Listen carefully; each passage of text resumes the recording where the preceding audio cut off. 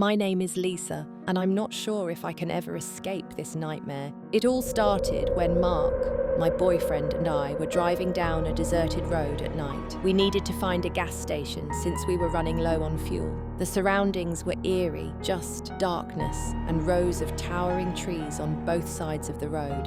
I had a bad feeling about it, but Mark tried to reassure me that there was nothing to be afraid of. We eventually found an old, run-down gas station, that looked like it had been abandoned for years.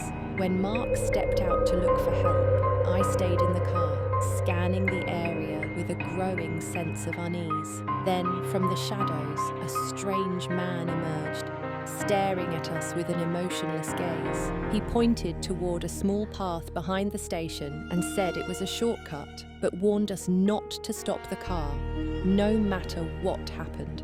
Mark took his advice and drove onto the narrow road. The deeper we went, the heavier the air became. Suddenly, in the glow of the headlights, I saw a girl standing in the middle of the road. She had tangled hair, tattered clothes, and a ghostly, pale face with hollow eyes. I screamed, and as Mark swerved to avoid her, she vanished. I desperately tried to convince him that I had really seen her, but he only shook his head, insisting I was imagining things. We kept driving, but then the car suddenly stalled. Mark tried to restart it, but nothing happened. When I glanced into the rearview mirror, my heart nearly stopped. The girl was standing right behind the car, staring directly at us. I screamed for Mark, but by the time he turned around, she was gone. Panic set in.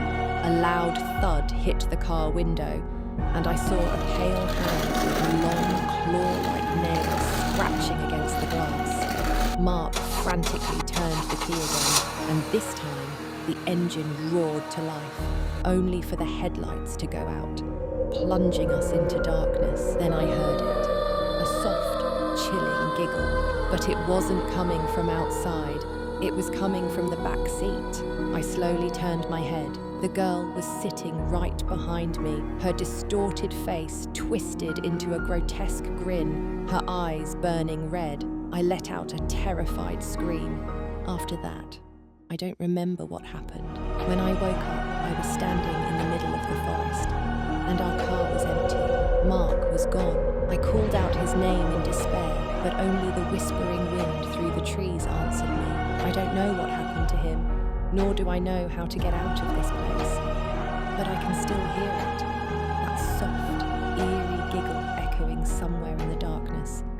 And I know I haven't truly escaped.